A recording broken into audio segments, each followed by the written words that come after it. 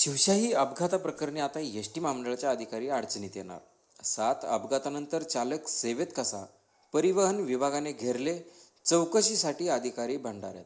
गोंदिया सडक अर्जुनी तालुक्यातील खजरीजवळ झालेल्या शिवशाही बसच्या अपघात प्रकरणात आता एस.टी महामंडळाचे अधिकारीही अडचणीत येण्याची शक्यता आहे.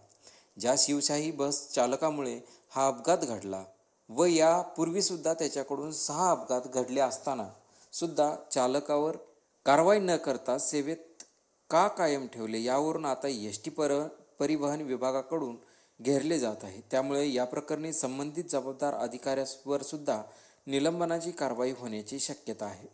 खजरीजवळ झालेल्या शिवशाहीच्या भीषण अपघातात 11 जणांचा मृत्यू झाला आहे, तर 29 जण प्रवासी जखमी झाले आहेत. या अपघातामुळे शिवशाही बसच्या आरामदायी व सुरक्षित प्रवासावर प्रश्नचिन्ह उपस्थित झाले आहे.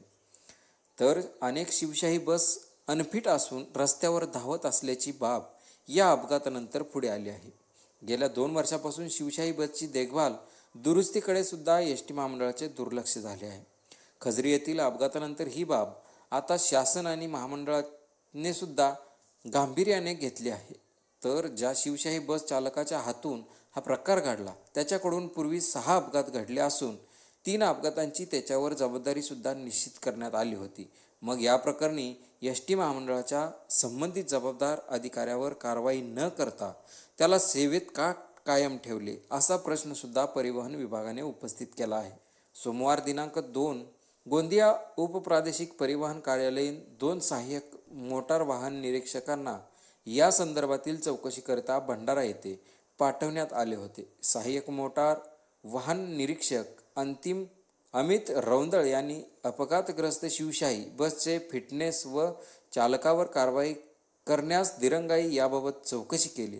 त्यामुळे आता या अपघातात प्रकरणात एस.टी महामंडळाच्या जबाबदार अधिकाऱ्यांवर सुद्धा कारवाई होण्याची शक्यता वर्तवली जात आहे. 7 दिवसात देणार परिवहन आयुक्तांना अंतिम चौकशी अहवाल. शिवशाही बस अपघात प्रकरणात चौकशी सध्या अंतिम टप्प्यात आहे. प्राथमिक चौकशीत या अपघातास अतिवेग आणि चालकाची चूक हेच कारणीभूत असल्याचा ठपका चौकशीसाठी आलेल्या नागपूरचे उपप्रादेशिक परिवहन अधिकारी विजय चव्हाण व अधिकाऱ्यांनी ठेवला होता. त्यावर या अपघातातील सर्व बारीकसारीक बारकावे तपासले जात आहेत. शिवशाही बसचे फिटनेस, चालकावर कारवाई, दिरंगाई या सर्व बाबींचा एकत्रित चौकशी अहवाल तयार करून तो परिवहन आयुक्तांना सादर केला जाणार आहे. त्यानंतर पुढील कारवाई केली जाईल, अशी माहिती अधिकाऱ्यांनी दिली आहे. असेच नवनवीन व्हिडिओ पाहण्यासाठी MSRTC मराठी या यूट्यूब चॅनलला सबस्क्राईब करा. धन्यवाद.